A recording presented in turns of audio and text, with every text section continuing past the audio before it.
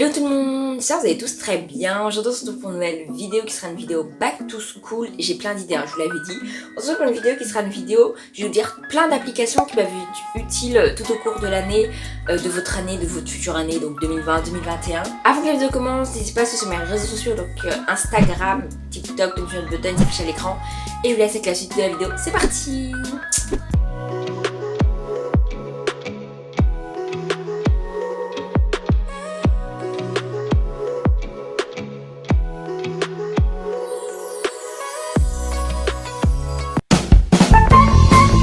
La première application, c'est votre application de base de votre téléphone. Donc, par exemple, mettez le 28 février révisé pour le contrôle du 30 février entre cette heure-ci et cette heure-là. Enfin, j'espère que vous m'avez compris. Mais votre calendrier de base, organisez-vous par exemple, faire mes devoirs de je sais pas quoi, faire mon DM. Mettez ça dans le calendrier, comme ça vous aurez une notification à chaque fois que vous devriez faire vos devoirs.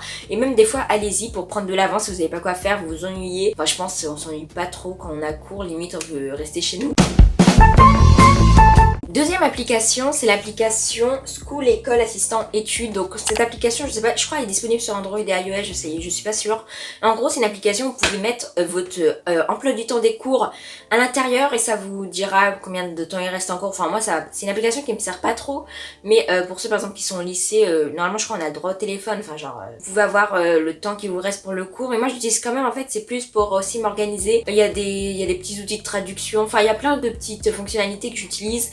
C'est hyper bien, je vous conseille grave de l'installer. La troisième application, c'est Google Traduction. Donc pour ceux qui connaissent pas, Google Traduction ça sert à traduire. Enfin je pense que tout le monde connaît. Moi j'aime bien l'application, pas quand on tape Google Traduction sur Google sur votre ordi, ça traduit. Mais le mieux c'est d'installer l'application. Vous pouvez faire plein de trucs, par exemple quand vous appuyez sur un bouton, si vous écoutez une émission en anglais ou quelque chose comme ça, ça va vous mettre tout ce qu'ils disent en français sur l'écran. Vous pouvez faire traduire bien sûr, du dialogue, parler avec une personne d'une autre langue en face de vous. Utiliser l'appareil photo, donc par exemple vous avez un texte en anglais, vous prenez en photo, ça va tout vous traduire. Il y a également l'application, vous pouvez écrire avec si vous avez un stylet sur votre téléphone ou votre Apple Pencil ou votre stylo de tablette, j'en sais rien. Vous pouvez écrire, ça va vous traduire le mot. Enfin moi j'aime trop, il y a plein de fonctionnalités sur l'application qu'il n'y a pas quand on tape sur Google. Du coup je vous conseille grave d'installer l'application, c'est beaucoup mieux que taper sur Google. La quatrième application c'est Reverso, parce que moi j'utilise Google Traduction pour tout ce qui est appareil photo tout ça, mais pour traduire ou quand je veux traduire une phrase j'utilise Reverso. Donc c'est aussi un site de traduction, je sais pas si c'est une application mais je pense qu'il y en a une. Mais moi j'utilise le site de traduction, ça marche très très bien. Donc Reverso c'est comme Google Traduction, ça sert à traduire, sauf c'est beaucoup mieux, il y a des exemples et tout. Donc si vous voulez traduire, utilisez Reverso, et si vous voulez traduire avec des photos et tout ça, utilisez Google Traduction, l'application.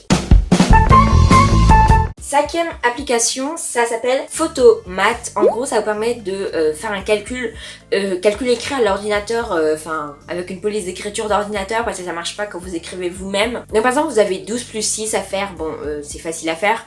Vous utilisez l'application appareil photo, vous prenez en photo, ça va vous mettre le résultat du calcul et également ça va vous expliquer les étapes. Du coup ça c'est bien, parce que si ça donne que le résultat, ça sert à rien. Vous utilisez la calculatrice, mais là ça vous donne les étapes de comment il faut faire pour faire 12 plus 6. Mais là c'est vraiment un exemple, c'est un truc facile.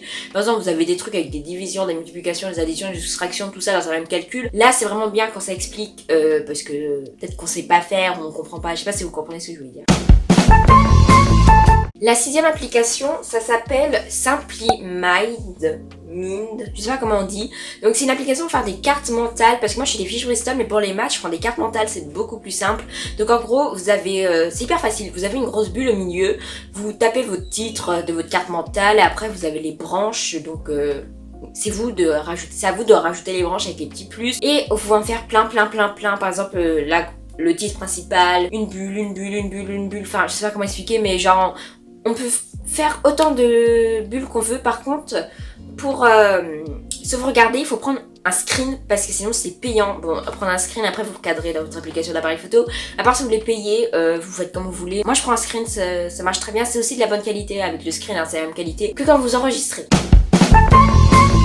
La septième application, donc c'est la dernière, c'est YouTube. En gros c'est des vidéos de maths, de français. Donc par exemple pour les maths c'est Ivan Monka, enfin moi c'est lui que je regarde pour tout ce qui est maths.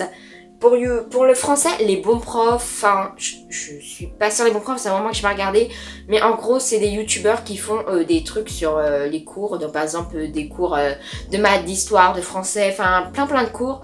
Donc sur YouTube, vous tapez votre titre de la leçon et puis vous regardez. C'est vraiment bien ça. Du coup voilà, c'est la fin de cette vidéo, j'espère qu'elle vous aura plu. N'hésitez pas à la liker, la commenter, la partager, à vous abonner, c'est très important. Et à liker. J'ai déjà dit liker et à mettre un commentaire pour me dire si vous avez d'autres applications que vous utilisez. J'espère que cette vidéo vous aura plu et je vous dis bye à une prochaine vidéo. Bye.